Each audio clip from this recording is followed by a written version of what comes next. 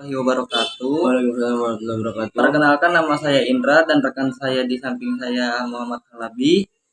Kami dari kelas A22M21 ingin mempresentasikan tentang siklus hidup sistem informasi, pengembangan sistem informasi, dan arsitektur sistem informasi dalam perusahaan. Adapun outline: 1. Siklus hidup sistem informasi. 2. Pengembangan sistem informasi. 3. Arsitektur sistem informasi dalam perusahaan.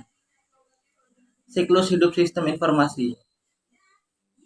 System Development Life Cycle (SDLC). SDLC atau System Life Cycle dalam rekayasa sistem dan rekayasa perangkat lunak adalah proses pembuatan dan pengubah sistem serta model dan metodologi yang digunakan untuk mengembangkan sistem-sistem tersebut. Konsep ini umumnya merujuk pada sistem komputer atau informasi. SDLC juga merupakan pola yang diambil untuk mengembangkan sistem perangkat lunak yang terdiri dari tahap-tahap: 1. Rencana atau planning. 2. Analisis. 3. Desain. 4. Implementasi, uji coba, dan pengelolaan atau maintenance. Adapun siklus hidup sistem informasi. 1. Tahap perencanaan. Fase ini dimulai dengan mendefinisikan masalah dan dilanjutkan dengan sistem penunjukan objektif dan paksaan. Di sini sistem analisis memimpin studi yang mungkin terjadi dan mengemukakan pelaksanaannya pada manajer. 2. Fase analisis. Fase ini mempunyai tugas penting, yaitu menunjuk kebutuhan pemakai informasi dan menentukan tingkat penampilan sistem yang diperlukan untuk memuaskan kebutuhan tersebut. Fase ini meliputi penetapan jangkauan proyek, mengenal resiko, mengatur rangkaian tugas, dan menyediakan dasar kontrol. Analisis mengumpulkan persyaratan untuk sistem. Tahap ini meliputi rinci kajian terhadap kebutuhan bisnis organisasi. 3. Fase desain. Fase ini meliputi penentuan pemrosesan dan data yang dibutuhkan oleh sistem yang baru dan pemilihan konfigurasi terbaik dari hardware yang menyediakan desain. Desain sistem adalah ketentuan mengenal proses dan data yang dibutuhkan oleh sistem yang baru.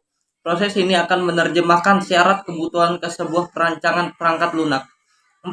Fase pelaksanaan atau implementasi.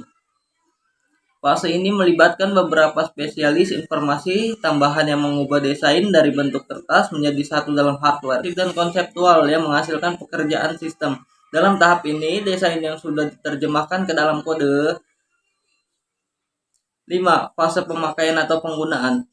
Selama fase penggunaan, audit memimpin pelaksanaannya untuk menjamin bahwa sistem benar-benar dikerjakan dan pemeliharaannya pun dilakukan sehingga sistem dapat menyediakan kebutuhan yang diinginkan. Pada fase 1 step 3 adalah siklus hidup pengembangan sistem. Tahap 4 adalah tahap penggunaan implementasi yang berlangsung hingga tiba waktunya untuk merancang sistem itu kembali jika diperlukan. 2. Pengembangan sistem informasi. Pengembangan sistem informasi. Terlepas dari perbedaan karakteristik yang melatar belakangi ketiga jenis pengembangan tersebut, secara garis besar ada 6 tahap yang biasa dijadikan sebagai batu pijakan atau model dalam melaksanakan aktivitas pengembangan tersebut, yaitu di bawah ini. 1. Survei sistem atau preliminary. 2. Analisis sistem. 3. Desain sistem. 4. Pembuatan sistem. 5. Implementasi sistem. 6. Pemeliharaan sistem. 1. Survei sistem atau preliminary. Identifikasi permasalahan, peluang atau arahan investigasi awal untuk melihat kebutuhan pengguna. 2. Analisis sistem. Analisis sistem adalah sebuah teknik pemecah masalah yang mendekomposisi sebuah sistem menjadi komponen-komponen penyusunnya dalam rangka mempelajari lebih jauh bagaimana komponen sistem tersebut bekerja dan berinteraksi dengan komponen lainnya untuk satu tujuan tertentu. 3. Desain sistem. Manfaat desain sistem adalah memberikan gambaran rancang bangun atau blueprint yang lengkap sebagai penuntun guideline bagi programmer dalam membuat aplikasi. 4. Pembuatan sistem. Buatlah aplikasi berdasarkan rancangan yang telah dibuat. Selain aplikasi, buatlah juga panduan penggunaan aplikasi agar mudah saat melakukan training pada saat implementasi. 5. Implementasi sistem. Sebelum implementasi, lakukanlah persiapan secara matang mengenai perangkat keras, perangkat lunak, ruangan, dan fasilitas pendukung lainnya. 6. Pemeliharaan sistem. Tahapan pemeliharaan sistem mencakup seluruh proses yang diperlukan untuk menjamin kelangsungan, kelancaran, dan penyempurnaan sistem yang telah dioperasikan. 3. Arsitektur sistem informasi dalam perusahaan. Arsitektur sistem informasi dalam perusahaan. Arsitektur sistem informasi. Sistem informasi dapat dibentuk sesuai kebutuhan organisasi masing-masing. Oleh karena itu, untuk dapat menerapkan sistem yang efektif dan efisien diperlukan perencanaan, pelaksanaan, pengaturan, dan evaluasi sesuai keinginan masing-masing organisasi. Guna dari sistem yang efektif dan efisien tidak lain untuk mendapatkan keunggulan dalam berkompetisi. Berbagai definisi arsitektur sistem informasi. 1. Disebut juga arsitektur teknologi informasi, arsitektur sistem informasi, infrastruktur teknologi informasi. 2. Pemetaan atau rencana kebutuhan informasi di dalam suatu organisasi. 3. Bentuk khusus yang menggunakan teknologi informasi dalam organisasi untuk mencapai tujuan-tujuan atau fungsi-fungsi yang telah dipilih.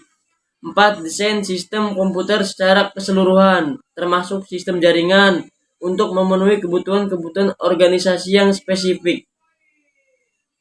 Tujuan arsitektur sistem informasi yaitu 1. Sebagai penuntun bagi operasi sekarang atau menjadi cetak biru blueprint untuk arahan di masa mendatang. 2. Agar bagian teknologi informasi memenuhi kebutuhan bisnis strategis organisasi. Adapun 3 macam arsitektur sistem informasi yang berkaitan dengan jaringan. 1. Arsitektur tersentralisasi. 2. Arsitektur terdistribusi. 3. Arsitektur client and server. Arsitektur desentralisasi adalah pemrosesan data yang terpusat, biasa disebut komputansi terpusat. Semua pemrosesan data dilakukan oleh komputer yang ditempatkan di dalam suatu lokasi yang ditunjukkan untuk melayani semua pemakai dalam organisasi. 2. Arsitektur terdistribusi adalah suatu rancangan untuk menyusun komponen-komponen suatu sistem di mana rancangan tersebut mengidentifikasi komponen serta fungsi masing-masing komponen, konvektifikasi antar komponen, serta pemetaan fungsionalitas komponen. 3. Arsitektur client and server adalah arsitektur jaringan yang memisahkan klien, biasanya aplikasi menggunakan GUI, dengan server. Masing-masing klien dapat meminta data atau informasi dari server. Sistem client server didefinisikan sebagai sistem distribusi. Adapun presentasi dari kami ucapkan terima kasih. Wassalamualaikum warahmatullahi wabarakatuh.